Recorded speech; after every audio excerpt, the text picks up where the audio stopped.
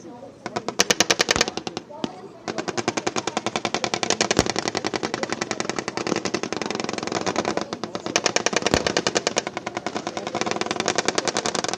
অতিক্রম করে ঢুকে পড়েছে শত্রুপক্ষ।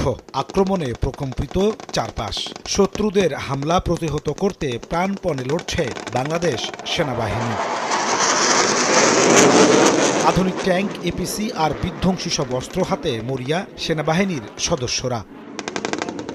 রাজবাড়ীতে সেনাবাহিনীর শীতকালীন প্রশিক্ষণের চূড়ান্ত মহড়ায় ফুটিয়ে তোলা হয় এমন দৃশ্য। মহড়ায় অংশ নেয় বিমান বাহিনীও। তাদের আধুনিক জঙ্গি বিমান, আর্মি এভিয়েশনের যুদ্ধ বিমান, হেলিকপ্টার আর প্যারা কমান্ডোর আক্রমণে পিছু হটতে বাধ্য হয় শত্রু বাহিনী।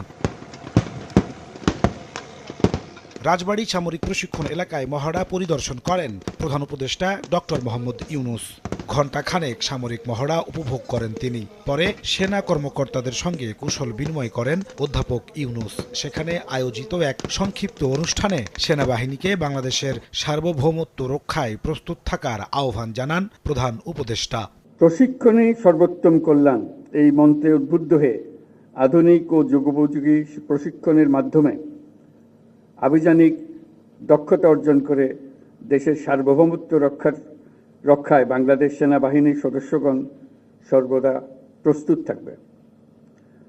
সেই লক্ষ্যে সেনা সদস্যদের প্রশিক্ষণ হতে হবে বাস্তবসম্মত। আমি নিশ্চিত বাংলাদেশ সেনাবাহিনীর প্রশিক্ষণ